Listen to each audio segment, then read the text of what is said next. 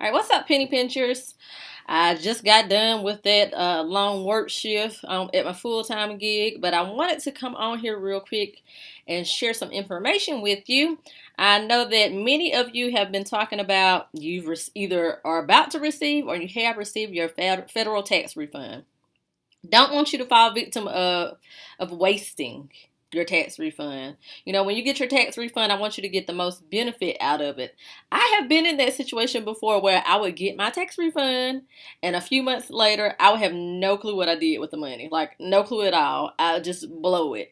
And I would find myself still in that same financial struggle. It never clicked. I never got out of it until like 3 or 4 years ago I got my act together. So I hope that these tips today will help someone.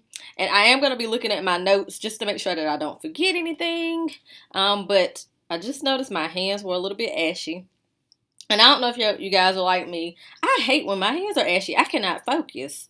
I cannot stand ashy hands. So I got to put some lotion on before I can even get started good. Y'all don't judge me. I can't get my ring off my finger. Ugh, I'm struggling. My finger must be swelling. Anyway, but yeah, so I got to put a little bit of lotion on. I guess I'm going to go ahead and do a little shameless plug. We got a little bit of La Vida Lush Triple Threat Body Butter, Juicy Fruits. Smells delish. You guys should get you some of this. I featured this Triple Threat Body Butter in my favorites video. Not the one that I just published, but the one that I did back in, I think it was like December. But it's really good. It's all natural. It is a local, well, she's local to South Carolina, business owner. So can't knock that small business owner. All right. The ash is gone. I can really get started now. So, like I mentioned earlier, what I am going to share with you guys today is a few tips on what you can do with your tax refund.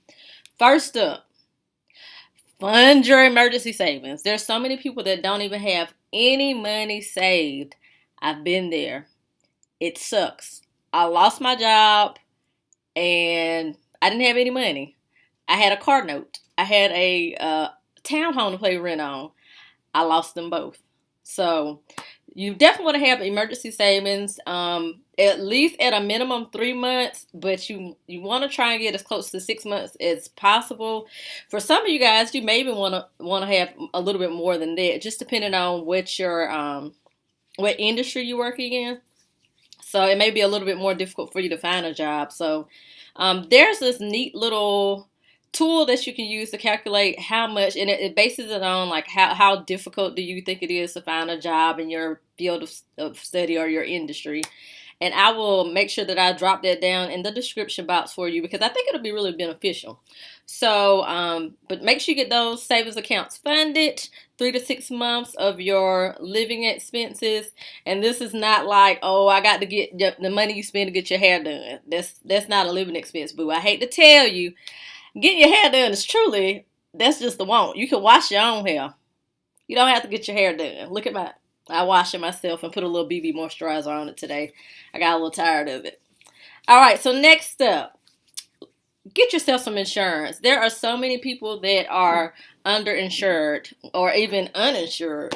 So if you have no health insurance, go get yourself some. Talk to your employer. I don't know when your open enrollment time is, so you may not even be able to get it.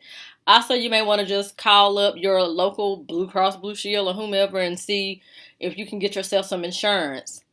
Life insurance. I know I am not the only one that will go on their timeline and see someone with a GoFundMe asking to help pay for somebody's funeral.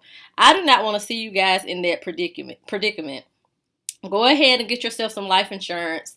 It does not cost a lot, depending on your age or depending on your past health issues. So definitely check into that. Get yourself some life insurance and seek help from a professional. I really don't want to go into details and tell you exactly what type of insurance to get because I feel like I don't consider myself to be an expert in that. So that's why I'm not really going into too many details about you need to get term or you need to get whole life insurance. Like I don't want to tell you that and lead you astray. So definitely go sit down with a professional, get some guidance, but get yourself some life insurance. You never know what might happen. I mean, if you don't have kids, because some people feel like, well, I don't have any kids or any dependents, so I don't need life insurance. Well, even if you don't have any kids, if you have debts, if you have no money in your savings to bury yourself, it costs freaking. If I'm not mistaken, when I did my research, it was about $8,000 to $10,000 to do a typical, like a traditional burial with the casket and all that. And then even to get cremated, it was right in the range of $2,000 to $4,000. So that's like a little used car for somebody. A lot of people, if you come from a family that is basically your generational poverty, they're probably not gonna have that to come up with. So you definitely want to get you some insurance so that your family doesn't have to do a GoFundMe and they can properly grieve. So life insurance. All right, next up, we're gonna talk about getting yourself out of debt. Now, most people just want to go buy more stuff and don't really focus on getting out of debt. You definitely want to pay off debt. Now, there is a smart way to pay off debt. Some people go and they get their refund back and they'll just take all their money they got and just pay all their debt off. And there's nothing wrong with that if you have money in your emergency savings. You never want to pay off a bunch of debt and don't have anything in savings, and then you find yourself, your debt's paid off, but one setback, if you're living paycheck to paycheck, one thing can get you right back in that cycle of being broke and struggling financially. So what you should do, this is just a suggestion, and like I said, definitely go talk to a professional and get maybe like your personal banker at whomever you bank with, talk with them about it specifically. But one thing that I've done in the past personally is I have, instead of taking my entire refund and paying off bills with it, what I did was I put my tax refund into a savings account. Then my bank used that money in my savings account as collateral to issue me a loan. With the money from the loan, I went and I paid off all my bills. Basically, it was like a way to consolidate my debt. So I had one way cheaper bill to worry about paying. So that lowered my monthly expenses, which gave me more disposable money. So that's one thing. You can pay off your debt that way. Or like I said, if you already have money in your savings account, your emergency savings, you're good with it. Take your tax refund and just pay it all off. All right. Next up, invest.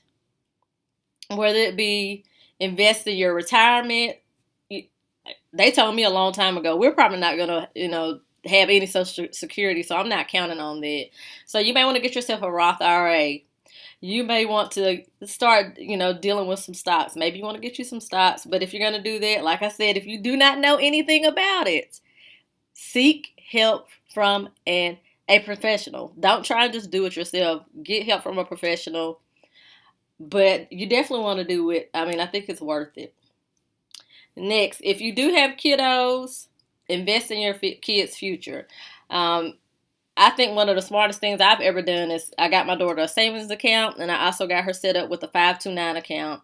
And basically what a 529 account is just a way for you to save for your kids' college expenses